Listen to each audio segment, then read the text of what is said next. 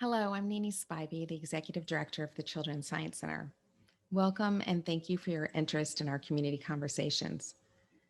This community conversation in November 2020 begins our series discussing the importance of creating a vibrant STEM ecosystem for Northern Virginia.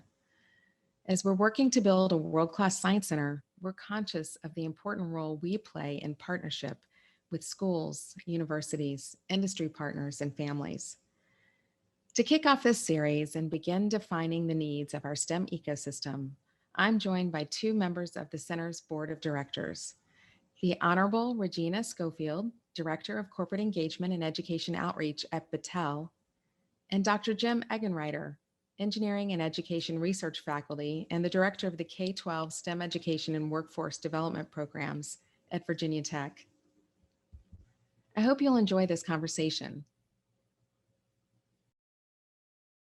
Regina, I'd love to turn it to you and sort of ask the same question, but more from an industry perspective. How does industry and how do companies like Battelle play a role in creating a vibrant ecosystem for STEM? So I will say that when we started really thinking about supporting a school back in Columbus, Ohio, around 2007, 2008, we actually started with two partners. One was the university, Ohio State University, and then the Franklin County School Systems, which is where Columbus, Ohio is. And when you built that, like everybody thinks of bricks and mortars when you're first starting a school.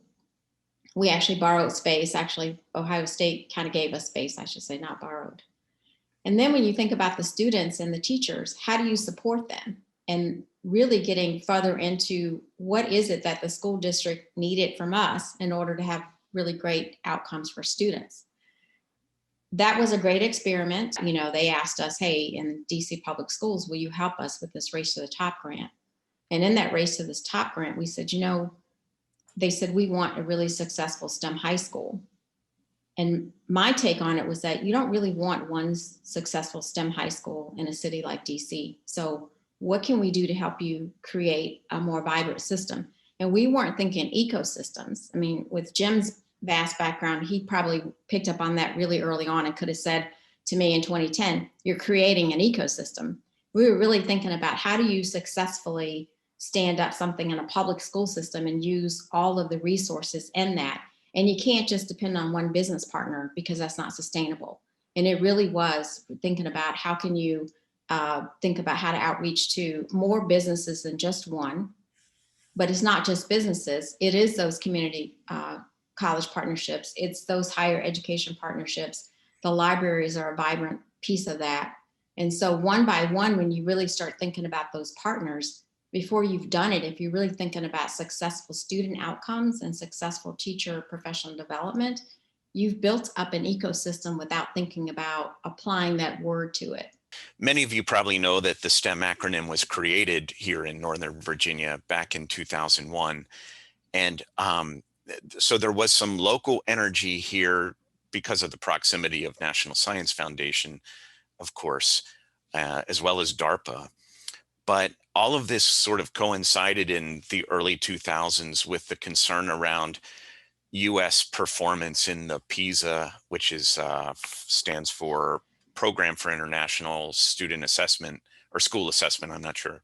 And then TIMSS, which is Trends in International Math and Science Scores. And US was notably underperforming according to the metrics that were used there.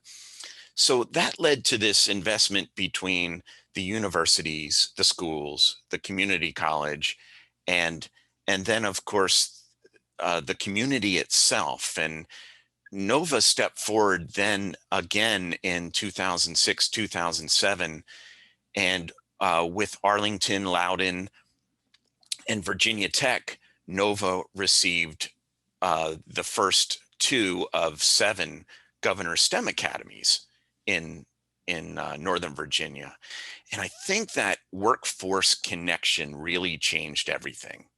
People started to realize that the exposures had to begin in pre-K when we started preparing students for success in their English language arts, math, and computational skills, and continued right up through retirement. I'd like to shift a little bit back to some things that you were touching on, Regina. You were talking a lot about sort of what some of those success factors or success metrics were that you were looking to achieve in Ohio and in DC and what have you. What are some of the needs and gaps that you've seen in your work in our area with respect to, having this vibrancy of a STEM ecosystem? A lot of those kids are on free and reduced lunch. And so the school systems get so caught up in, it's hard enough for me to feed the child, and they don't really think about educating the whole child. And STEM to me is a holistic approach. I happen to believe that everything is STEM. I think looking at it from not just the gaps of in an education system where there are kids that have more needs than others, and there's a lot of inequity in every school system, especially in Northern Virginia, because we don't see we don't see those pockets. Kids that don't have as much are almost invisible in an area like this, because there are those of us that have so much. We think everybody else has the same sort of resources that we do. So that's, to me, is a challenge, not just in DC, but certainly in our area. But the other part is almost forgetting about that parent as part of that ecosystem. And it is so important for us to have higher ed support. But when Jim talks about kindergarten and that entry of being STEM, it almost begins at home with play, natural play for kids at a really early age, and getting their hands dirty like we used to, and making, I'm really going to date myself here, mud pies for those of us that were able to do that a long time ago. Watching your grandparents plant things, but even cooking is part of that STEM process. And so there are so many more opportunities for us to be organic in that process. And that we sort of forget about it. So we think, hey, we got this really successful high school here in Northern Virginia, and it meets everybody else's needs. But we should be thinking about having those resources available for everybody in all schools. And parents need help. I mean, it's not, I think and educators need help and making STEM exciting and fun.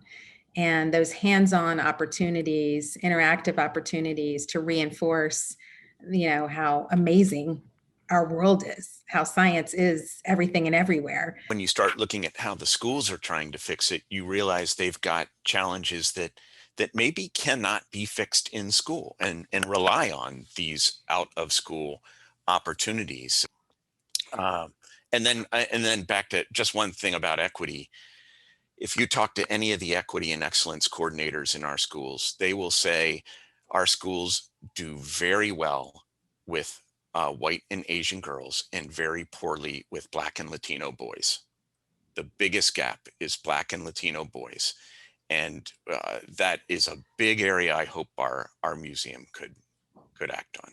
What do you think is our greatest opportunity here in Northern Virginia? There was a report by the National Academies back in 2013 that said STEM resilience, the notion that every kid thinks she or he is an artist and a scientist until some adult tells them they're not, is a problem of resilience. How do we get kids past their first bad science fair experience or their first algebra experience in some cases? And they came up with 3 points. One was highly engaging curricula in the schools, of course. The other was after school clubs and activities. And then the third was Saturday and summer camps. And you can see that the museum could be effective in all 3 of those: developing curricula, providing these after school, out of school opportunities. And I think we could add 2 more that I'm very fond of promoting. And one is simply early, not just early, maybe earliest exposures. So that, and maybe the thing that museums can do that schools cannot is family experiences, where the whole family experiences it together. And then the last one I would add to that list of 3, now 4, would be a 5th. And that is building varied defined pathways from middle school to careers, recognizing that we can't just have 5 pathways. We have to have 5,000 pathways that a student can navigate. I think both of you have alluded to sort of the Science Center's role in this effort, and I think we've certainly covered that well. And it is really exciting to think about it in terms of the whole child and that holistically and starting early. We're keeping up with that going into the new Science Center. It's going to be really a fun place for children to have their first exposures to STEM and with family. And there definitely is great research on how family learning is very impactful in shaping interests and attitudes. So there's a lot there. Thank you, Regina and Jim, for leading an engaging conversation. It was truly a privilege to discuss the complexities and the boundless possibilities of creating a robust STEM ecosystem in Northern Virginia. It's clear that the foundation for the ecosystem is strong within our region, and the Future Science Center will play a role that strengthens it only further. I hope you enjoyed this first conversation in our series and invite you to learn more about the Children's Science Center's mission and our vision to build Northern Virginia's Science Center at www.childsci.org. On behalf of the children and families in our region, thank you.